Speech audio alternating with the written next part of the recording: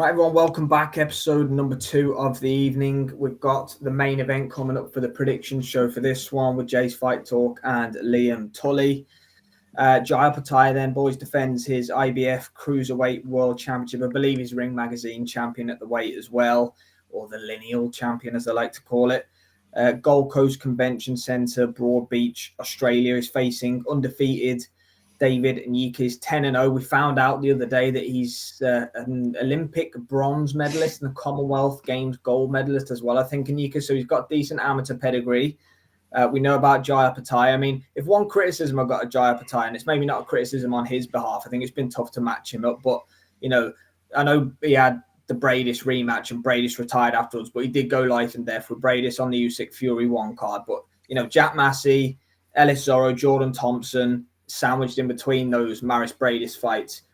I know he's been linked to the Zurdo Ramirez fight after this, and that'll be a 3-belt unification. We know Badu Jack's been reinstated now to WBC, but I think Jai needs a big one, doesn't he, if he gets through on Wednesday?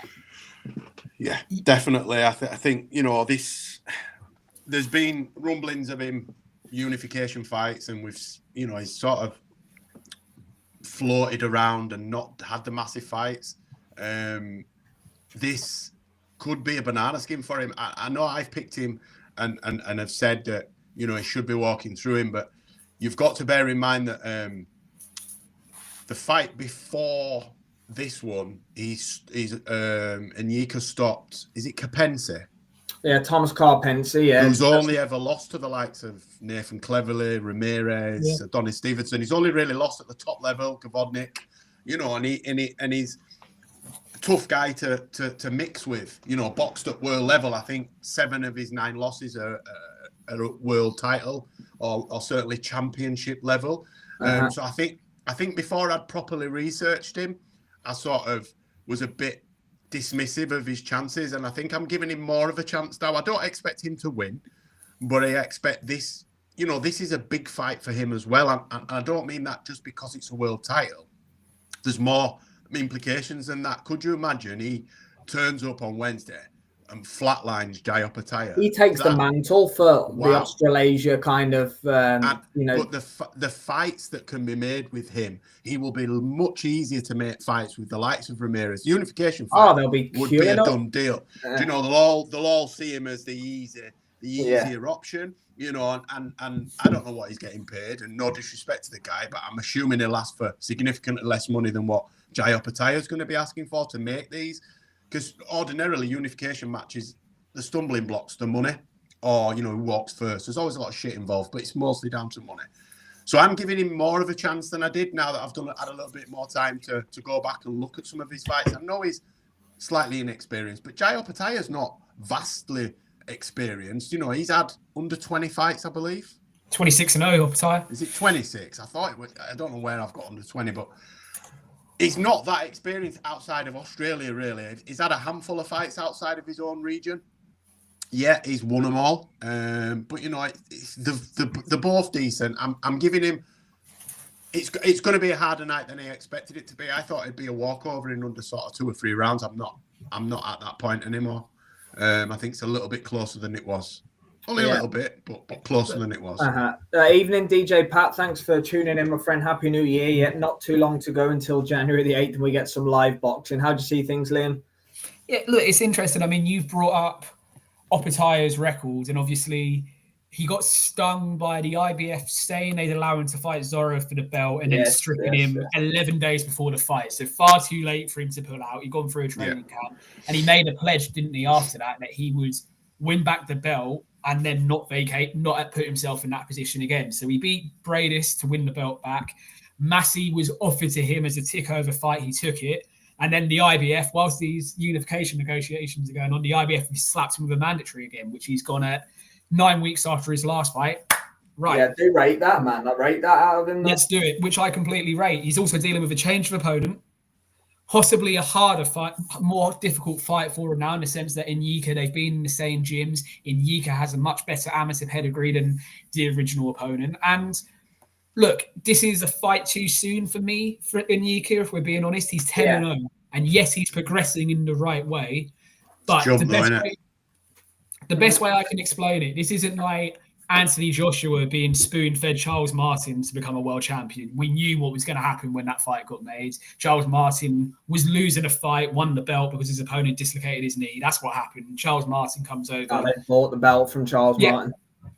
That's not what's happening here from Nyika. His stock can only go up. If he goes out there, gives a good account of himself, even if he gets stopped, if he gives a good account of himself, he's putting himself in the shop window for bigger fights. I mean, 10-0, he's only... What is he? He's 29, but that's still relatively young for these higher weight classes. Age isn't as big a factor when you're higher up. He has an extensive amateur career, 2-time Commonwealth gold medalist. Everything is there, and I think he's in that little pool just below these champions. That once he can box. It's obvious he can box. Yeah. Nyika, once the likes of Opetaia and Zerdo either retire or move up, etc., he's going to be there. Yeah. He's waiting in the wings. I can see a scenario where Nyika gets hold of Badou Jack either the back end of this year or the start of next year, and that's his massive coming out party. And I think of that regardless of what happens on Wednesday morning. Badou Jack, look, he lives the life, like you said the other day, mate. He lives the life in Dubai. He decides every so often he wants to have a fight, and that's when he fought Makabu last time, and we've not seen him since. The Dubai pennies are drying up, so he's going to come back to boxing. But when you're out of the ring like that and you give a young, hungry fighter like what Nyika is, could be the perfect storm. And it's not, let's be real, Badou Jack's a blown-up middle/super middleweight. Yeah, he's never been a cruiserweight. He's not even a decent light heavyweight. So eventually, the bigger, tougher, stronger guy will be able to get through, navigate their way through. He's a good boxer. He's a slick boxer. Jack's going to sit back and wait for the undisputed fight and get paid a fortune for it. If he gets the opportunity to. But as Liam said, if Nyika pulls off a decent enough performance in a loss, then he won't fall that far down the rankings and will eventually put himself in a position where he could get that fight. And let's be honest, Badou Jack will probably fancy that fight against a 10-1, possibly 10-1 inexperienced guy. But the problem he's going to have is Nyika can box. That's what gets Badou through his fights. He's overweight and he's fighting at a weight division he shouldn't be. But because he's such a skillful boxer, he manipulates his way through, maneuvers his way through a fight. If he comes up against a 2-time Commonwealth gold medalist who can obviously box, I think that's possibly Nyika's chance. So yeah, timestamp that because I think Liam's called a good one there. And Nyika was a heavyweight as an amateur, so you put him in against someone that's naturally from 168. He's massive.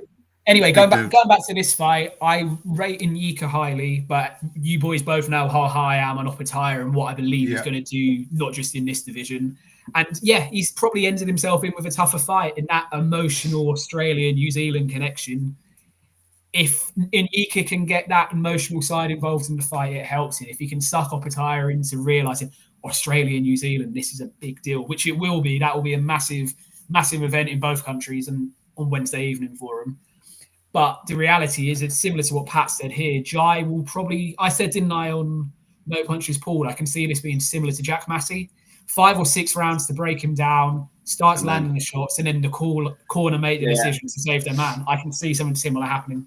Yeah, I'm with you. I'm kind of feeling that, Liam. I think it might go a little bit earlier than that. I'm going to go with Jai, maybe mid-rounds, maybe 6 or 7. But this guy's going to be dangerous, man. The more I've looked into him, the more I've seen of him heading into this. And he looked bang up for it as well. Just, the sparred as well, we need to remember, so that he knows Jai a little bit. But the class should sign through. And like I think one of you said earlier, it might have been, I can't remember who said it, but it might just be one fight too early. I think Jay said it.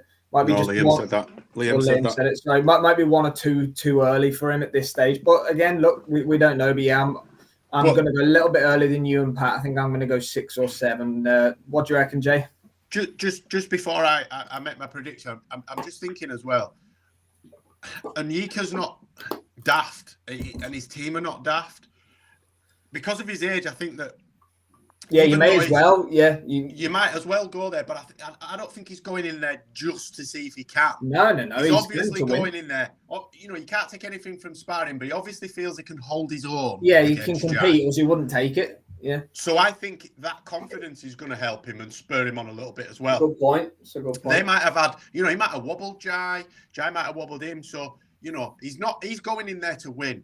I'm going to say, right, and this is totally contradicting what I said on No Punches Pulled, but we know my life story is cliches and contradictions. I'm full of them.